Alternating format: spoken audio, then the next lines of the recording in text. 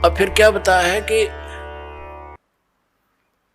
कबीर हरि जय रूठ जा, गुरु की शरण में जावे, कहें कबीर गुरु रूठ गए, हर ना होते सहाय। जैसे क्या बताते हैं, जो व्यक्ति अपने पाप कर्मों के कारण दुखी होते हैं तो वो कहा करते हैं कि हमारा राम रूठ गया, हमारा राम रूठ गया, नए नए दुख आने लग गए हमारे ऊपर। और जो सुखी होते हैं उनको यूं कहा करते हैं इनका राम राज्य है, इनके ऊपर भगवान प्रसन्न है। और जो दुखी होते हैं वो कहते हैं हमारा राम रूठ गया।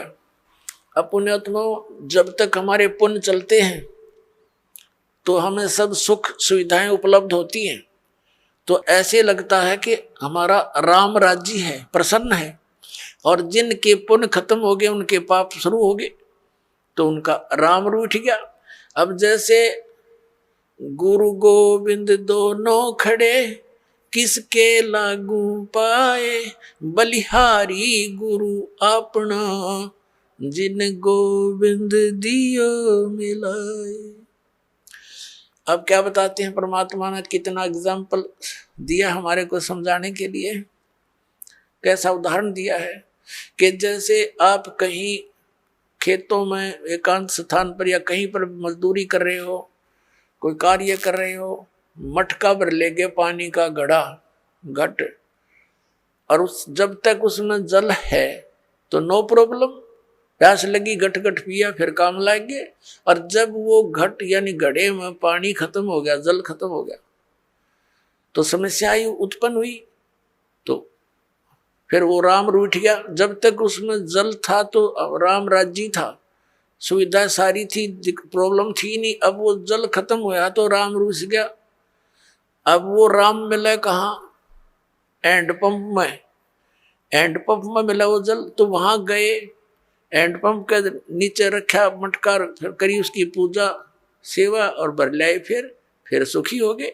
तो जिनके ऊपर अब पापों के दौर चल पड़े, उनके पुण्य समाप्त हो चुके, और सुख होगा पुण्य बढ़ने से, पुण्य प्राप्त होने से। तो यहां परमात्मा कहते हैं कि एक तरफ तो आपके पास एक घड़े में जल रखा है और एक तरफ हैंडपंप है। जल तो समझो परमात्मा है घड़े में, और हैंडपंप गुरु जी है। अब कौन से को सिलेक्ट करोगे तुम?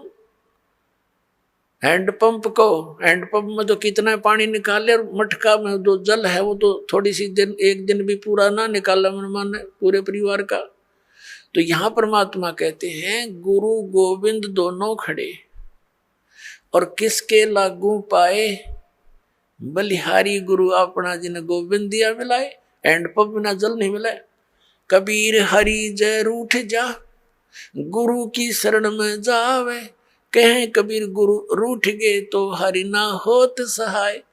जैसे हैंडपंप खराब कर दिया आपने, उसकी केयर टेक करी नहीं, तो फिर जल कैसे मिलेगा? अब गुरु रूठ गया तो भगवान साथ नहीं देगा बिल्कुल भी। परमात्मा कहते मम संत मुझे जान मेरा ही स्वरूपम, मेरे संत को मुझे ही जान लेना तब मैं तेरे निकट आऊंगा। नहीं तो परमात्मा ये सोचते हैं जैसे जैसा व्यवहार आप इस दास के साथ करते हो और जो सोच इस दास के प्रति रखते हो, तो परमात्मा ये वो करते हैं, निरीक्षण करते हैं, जांच करते हैं कि यदि इस दास के स्थान पर वो मालिक विराजमान होते तो आप जी ऐसा ही व्यवहार करते। क्योंकि परमात्मा एक धारणक रूप में रहा करते, ऐसी क्रिया करते थे जैसे आप जी करते हो। और वो शूद्र वर्ण में, जैसे महर्षि रामानंद पंडित जी बड़े विद्वान माने जाते थे, और परमात्मा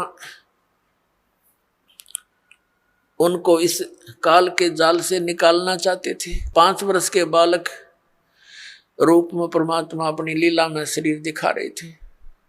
रामानंद जी का एक शिष्य था, उस शिष्य को परमात्मा ने एक प्रश्न किया था कि तुम विष्णु जी को सर्वेश्वर बताते हो, इनका तो जन्म मृत्यु होता है, पुराणों में ऐसा लिखा है। जिस बात से क्षुब्ध होकर के उस रामानंद जी के शिष्य ने परमेश्वर कबीर जी से कहा था, क्या तूने दीक्षा ले रखी है, तूने पुराणों का ज्ञान कहाँ से हुआ? परमात्मा ने कहा कबीर जी ने कि मैंने दीक्षा ले रखी है, गुरु बना रखा है, जो तेरा गुरु जी है वही मेरा गुरु जी है। उस समय केवल ब्राह्मणों को दीक्षा देते थे, उन्हीं को भक्ति का अधिकारी मानते थे, अन्य को तो टोटके टाटके बता कर उन महाराज जी रखा करते थे और कथा सुना सुना कर उनसे चंदा अपना वो लेते थे दान। इस बात से अक्षुब्ध होकर के तूने एक शूद्र होकर मेरे गुरु जी की बेइज्जती कर दी है, एक पंडित को अपना गुरु बताया है। रामानंद जी से कंप्लेंट की गई।